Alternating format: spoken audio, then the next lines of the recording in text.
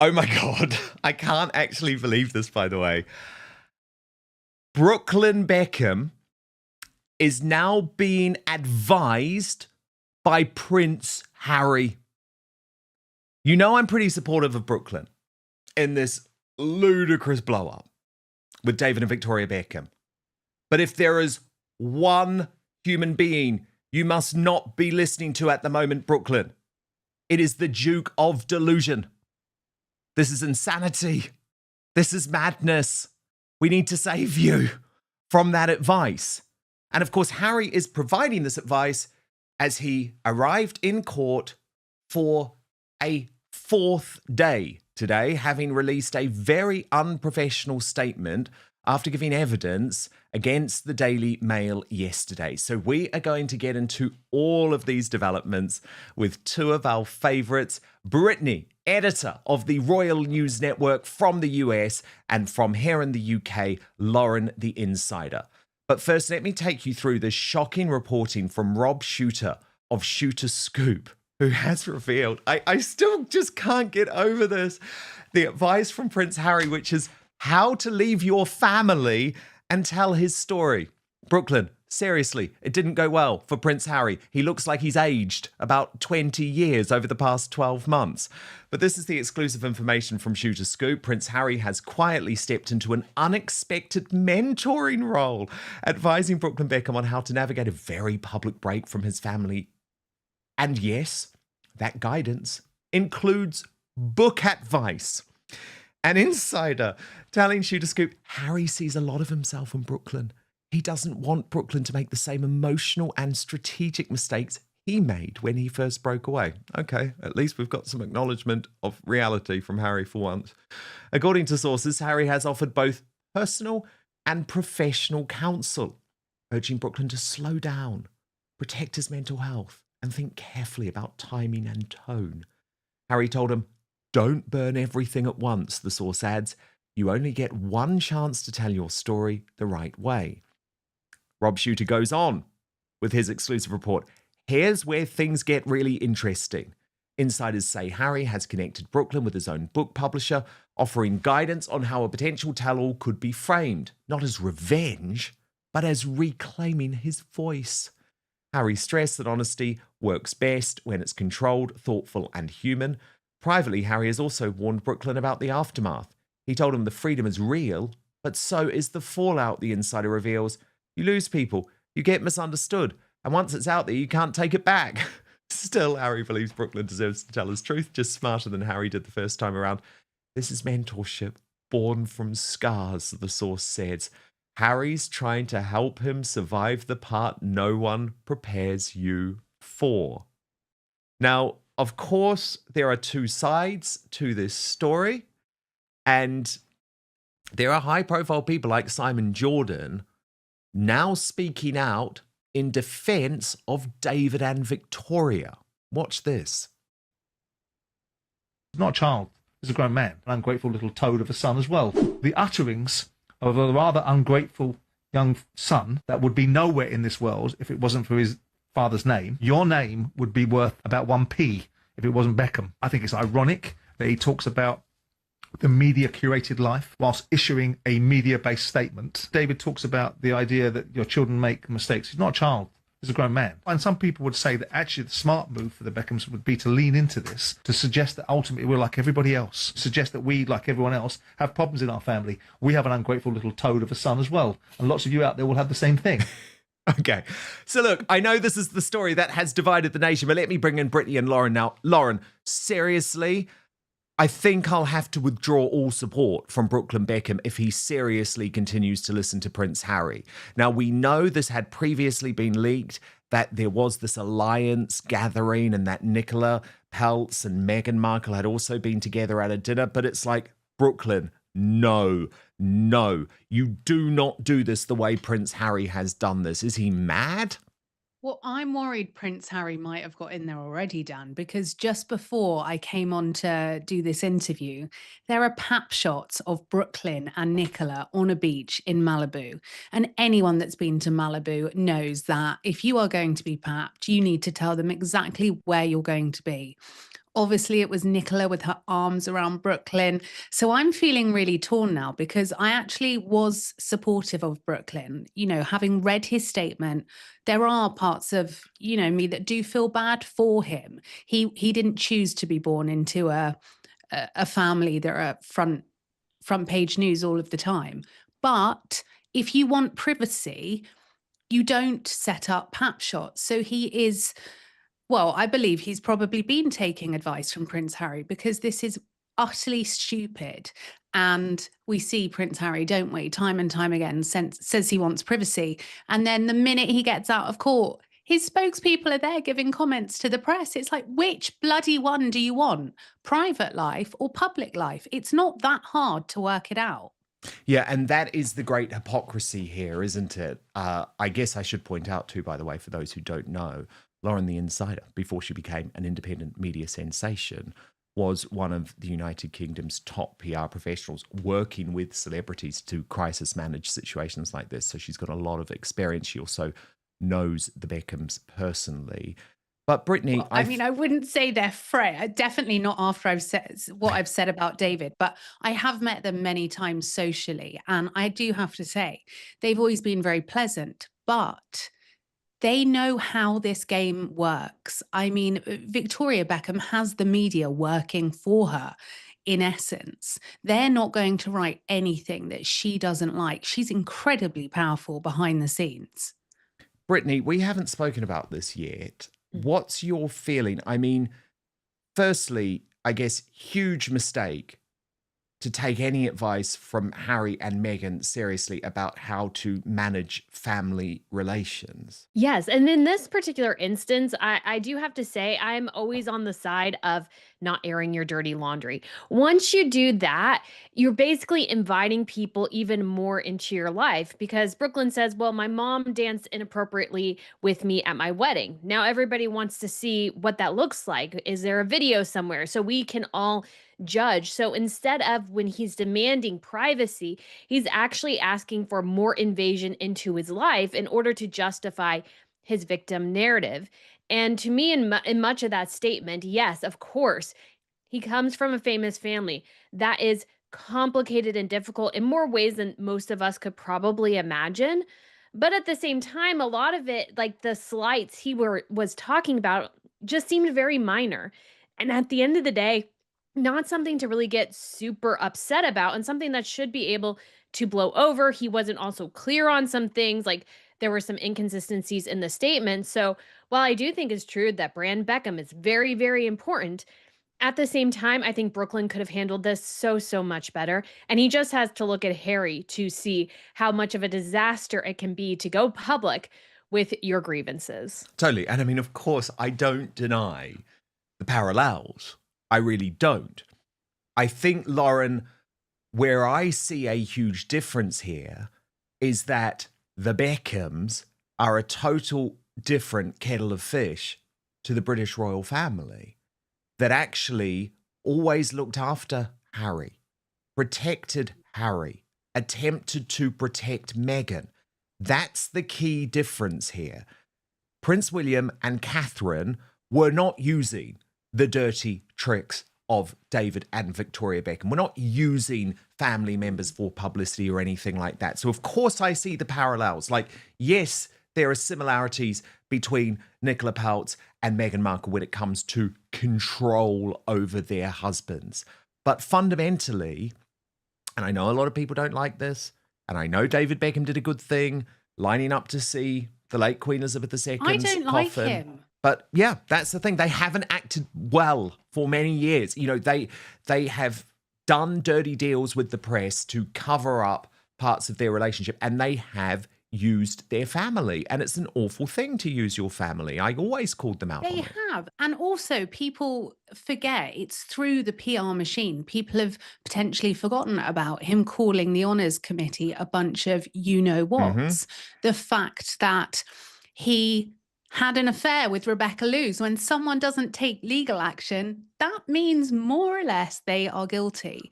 Their image is so highly curated. And look, on one hand, I admire that. I admire the fact that they've taken ownership of that. But for Brooklyn Beckham, I imagine this would have been very, very stressful. And it's just not the way you want to grow up. Obviously, Prince Harry had a lot more of an infrastructure around him at the palace.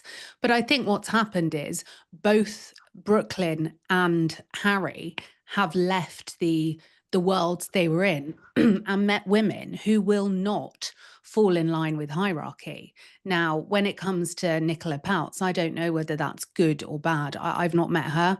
But she does seem very divish. I do see similarities between her Well, of and course, Meghan. multiple wedding planners, for example, not a good sign, is it? Legal battle with the wedding planners. But at the end of the day, I do feel like I feel like Brooklyn was doing everything right in certain ways.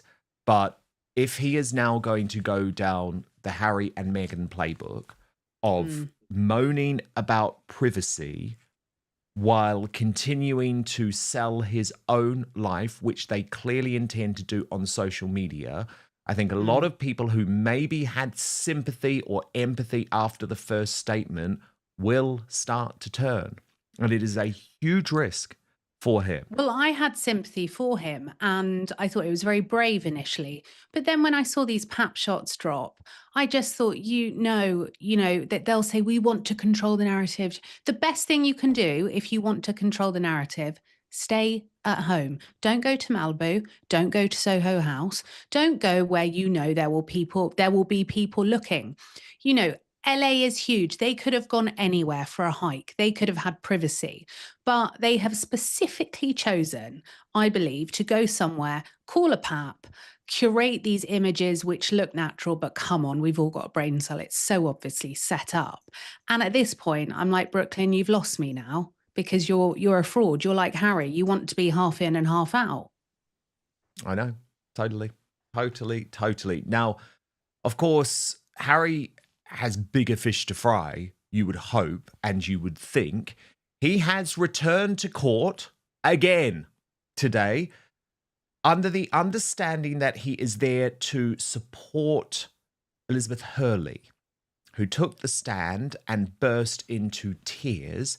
But Harry really wanted to boast about just how well his evidence had gone yesterday. Watch him arriving at court this morning.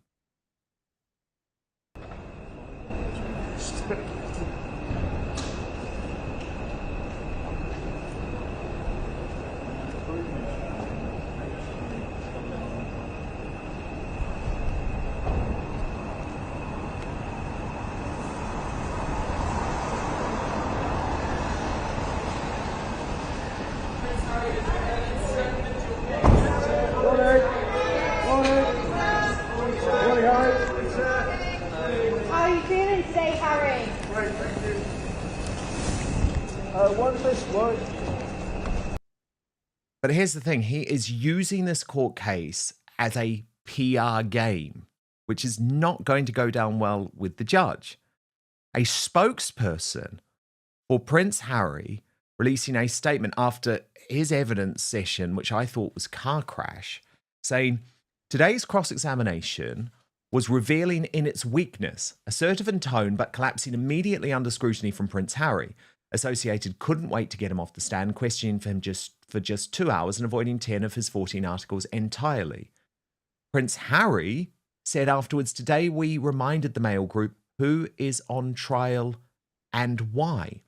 Well, the Daily Mail has now hit back at this. I mean, this is extraordinary that this public contest is going on in the middle of a court case, saying it is for the judge to decide what he makes of a witness's evidence, not Prince Harry or his spokesman, and naive and self-serving statements during the trial are inappropriate. But this is all about PR for Prince Harry, because, Lauren, yet again, I think we have someone who remains in the line of succession playing a highly inappropriate stunt today, where he was driven straight from court, where he had seen Liz Hurley break down on the stand, to the House of Lords, which is the upper house of the British Parliament, where Chris Shipp, his propagandist at Woke ITV, reported that he had been seen with Baroness Doreen Lawrence in the House of Lords at lunchtime. He went to Parliament after leaving the High Court earlier, where he had been supporting co-claimant Liz Hurley in their joint case against Daily Mail publishers. Doreen Lawrence will give evidence soon. Well, I'm sorry, Lauren. That is just inappropriate. If he wanted to meet Doreen Lawrence, he did not have to do it at the House of Lords. This is all about putting King Charles on notice, making the monarch incredibly uncomfortable about what his son's doing, and I think it's a disgrace. I think what he's doing is he is just ramping up the anxiety and the stress for everyone, saying, I can be a real problem for you. You know, I want my security back, and I will continue to play these games unless I get my way. And this is what we see from Prince Harry. You know, you could go anywhere to meet someone if you were having a meeting, but you go somewhere where you know you will be seen.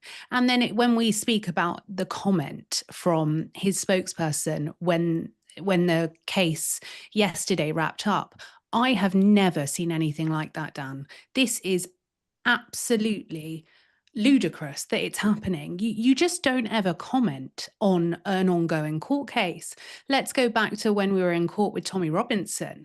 We were so careful about how we reported on this on Outspoken because it's an ongoing case. You can't do anything that could impact, sway, regardless of if it's a criminal case or not.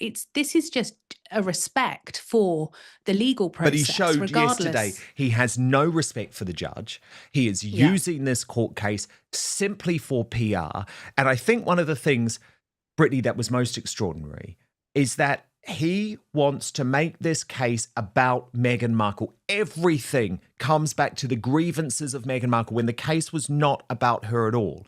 Now, in case you missed our special edition of the show yesterday, our Outspoken tech wizards have actually made some AI recreations of Prince Harry's evidence. So this was the very last moment, which, by the way, today people have suggested was probably scripted and planned in some way for him to get emotional at the very end when he was being questioned by his lawyer, David Sherborne. What? I've never believed that my life is open season to be commercialized by these people. To act in the public interest is to interest the public. I fundamentally reject that. Having my life, like others, commercialized in this way since I was a teenager, delving into every aspect of my private life, listening to calls, blagging flights so they could see where I was going. It was a time when everyone was in competition with each other. To sit here and go through this again, and to hear them claim in their defense that I don't have any right to privacy, is disgusting. They have made my wife's life an absolute misery, my lord. And at that point, there was this very performative choking up so that we could understand that he wasn't just upset, Brittany, about all of his exes, but also Meghan. I was shocked by that, Dan, because I really was hoping that the judge would turn around to him and go, Meghan Markle has nothing to do with this case. She has literally nothing to do with this case. All the articles Harry is talking about all happened between 2001 and 2013. And so Harry, though, is also, I think, fundamentally wrong about the idea that the media or the British press have no reason to actually delve into aspects of his personal life. But I'm sorry, they do. He was taking taxpayer-funded security. He was taking taxpayer money to fund his office and various things. And in relation to that, especially because you are so close to the head of state, there is an obligation of the media to investigate who you're having a relationship with, because as we've seen, that has a detrimental impact on the institution itself, potentially, if you don't choose the right partner. And I think we can all agree, Harry did not choose wisely in that instance. But that very end bit was about Meghan was so performative. It was so excessive and unnecessary because she has nothing to do with this case. She's in California. This all happened before her, and she got more protection than anyone else in the British institution, more assistance, everything. And she threw it all away because it wasn't good enough for her. And I think Harry's struggle and why he's so miserable and angry is that nothing will ever be good enough for her. He'll always be in misery. Yeah, that is one of the big issues, isn't it? It's like Meghan is choosing to be miserable. She wants you to be miserable. But Lauren, could you understand why he made a decision to make this all about her? Was that her demand? Because remember, my reporting is that she's very unhappy about this trial. She didn't actually want Harry to go through with it. I know a lot of people say, oh, no, she's been encouraging this. No, she hasn't. She honestly hasn't, because she doesn't want all of these headlines about Harry and his exes, and she doesn't want him back in touch with all of his exes, and she doesn't want the public being reminded of the fact that his exes behaved in such a more honourable way than she ever did. Do you know, looking at Cresta Bonus and Chelsea Davy, when it all came up, you realize these girls, I really like them. I think they're very natural, they're outdoorsy, they don't court the press, and they've all gone on to live very private lives to some degree. Yes, they're in the public eye a little bit, but by and large, they go about their business and they seem very happy and very settled. And this is where they differ from Meghan Markle. They are not looking for external validation. They are not looking to court the press. They don't see their value in how much Netflix will pay for them or how many jars of flour sprinkles they don't sell. It's just irrelevant. And you then think, oh my word, Meghan Markle could not be more different to these girls, you know, or now grown women. You realize Harry really has got it very wrong. Then, of course, there was the predictable dig at the British royal family. Doesn't make it acceptable, though. Watch this. You tell us that you were aware of some, but not all, of the 14 articles that you complain of in these proceedings at the time they were published. Yes. You did not complain, and no complaint was made on your behalf. Not that I am aware of. That is because you believed at the time that the articles were published, insofar as you saw them, that the information they contained came from legitimate sources. To a certain extent, but I would not have been able to complain about them anyway because of the institution I was in. It would have been very difficult. Never complain and never explain. He just cannot help himself, Brittany. The judge was actually, really saying, just answer the questions, don't make the case. But he had his two priorities. Obviously, the first was targeting the Daily Mail, specifically its editor, Paul Dacre, or then editor, Paul Dacre, royal editor, Rebecca English, and society editor, or former society editor, Katie Nicholl. But secondly, it was about getting the digs in about the institution, the fact that he was controlled. He wasn't allowed to do these things. It is so inappropriate for him to do that in a courtroom.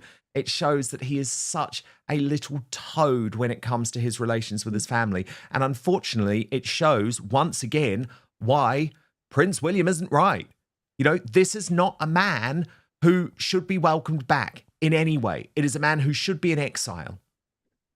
He should. And when it comes to the never complain, never explain, there's a lot of wisdom in that because royals live lives of immense privilege.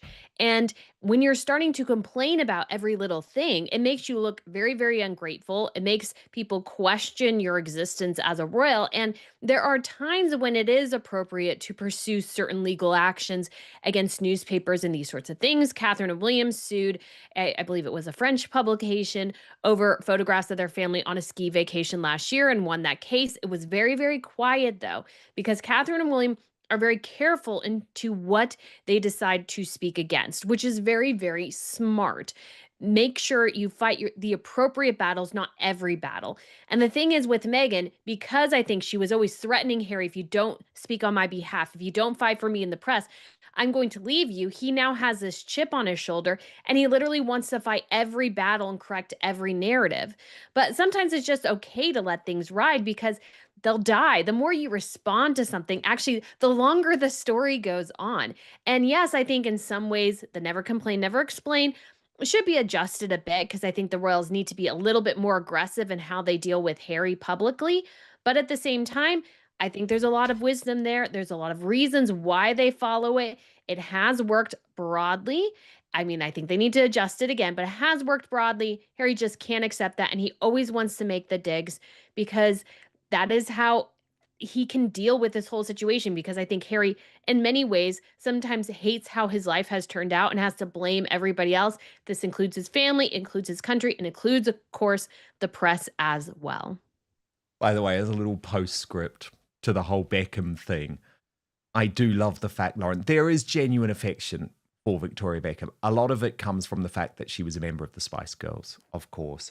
And the sort of twist case is that Victoria Beckham's song, Not Such an Innocent Girl, has now soared to #1 on the UK's iTunes chart. There's a campaign to finally get Victoria Beckham the solo #1 single that she has been so cruelly denied, Lauren. And I have to say, I'm behind it. I think this is fun. Don't say that, because now Katie Price will orchestrate a fallout with one of her children to try and get to #1. But I've got to say, that was a brilliant Victoria Beckham album.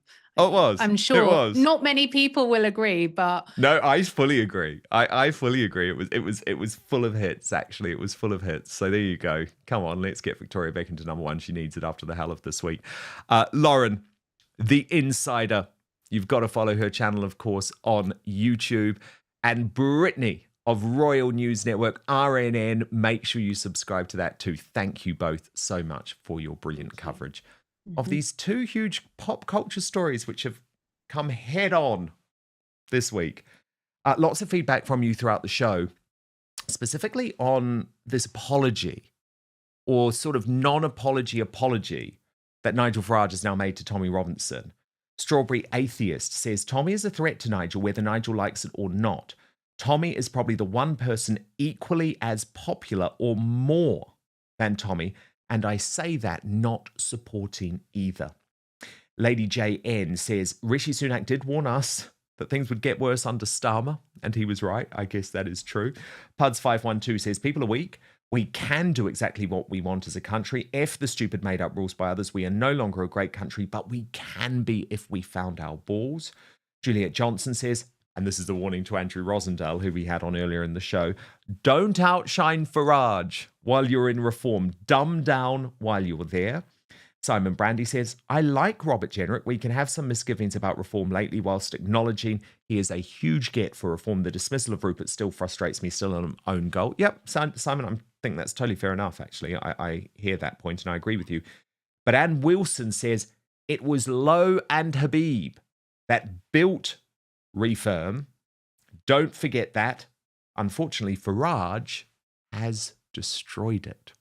Okay, a reminder of your Union Jackass nominees, Emily Maitlis, for her terrible on-the-ground reporting in Minneapolis. This was the nomination from Anna Island.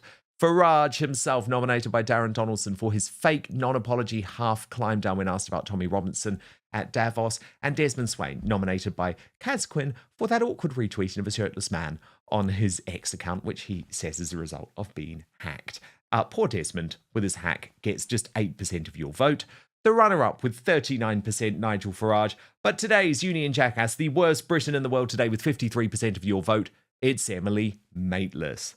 And a nice Greatest Britain today, nominated by ScottFly23. It's Charlie Simpson. Now, you remember Charlie from earlier in the week. He actually revealed the story of Andrew Rosendale's defection, and it was completely ignored by the mainstream media, even though what he said was totally true. And Scott Fly says this boy has an amazing journalistic career ahead of him. He's already running laps around the MSM shills. Very, very good point.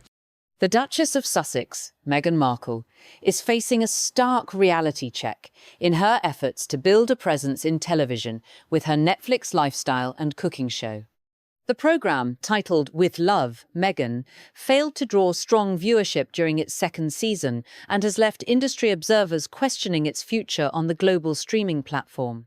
Netflix viewing data indicates that the second season of the show attracted only modest audience interest and did not break into the platform's list of the top 1,000 most-watched programmes during the latter half of last year. It was ranked outside that list, trailing behind older titles that have been available for years. This marks a significant drop from the show's first season, which had achieved far more notable viewership when it debuted. Despite this initial interest, the follow-up series struggled to maintain momentum around the world. Even a special holiday episode failed to reach higher audience thresholds, with viewership figures that placed it below many other programs currently available on Netflix. Critics have also been unfavorable in their assessments of the show. Reviewers from respected publications described the second season as lacking substance and entertaining appeal, using phrases that suggested the series felt contrived and overly whimsical rather than engaging or meaningful. Although the second season featured appearances by well-known guests and highlighted parts of Meghan's personal life, including conversations and cooking segments with celebrity friends, these elements did not translate into strong overall engagement from global audiences. Major entertainment outlets report that Netflix will not order a third season of the program, with sources close to the production saying that Meghan herself acknowledged the process was a lot of work and that she plans to shift her creative focus elsewhere. The streaming giant has instead entered into a new first-look deal with her production company, giving Netflix the first opportunity to consider future projects that might come from the Sussexes, but not guaranteeing another full series in the same format. Meanwhile, Meghan's broader lifestyle brand, known as Ever, continues to expand its product lines, including food items such as jam and other home goods. Though the connection between the show and the brand was a key part of its concept, the program's underwhelming performance raises questions about its impact on overall engagement with her lifestyle ventures. The Netflix series was produced under a long-standing content agreement signed by Meghan and her husband, Prince Harry, with the aim of sharing creative projects around lifestyle, culture, and storytelling. While their earlier documentary project achieved record viewership upon its release, subsequent shows, including With Love, Meghan have struggled to reach the same level of audience attention. As the dust settles around this television venture, many are watching to see how the Duchess of Sussex will respond to critical and audience feedback and whether future media projects will find a more receptive audience.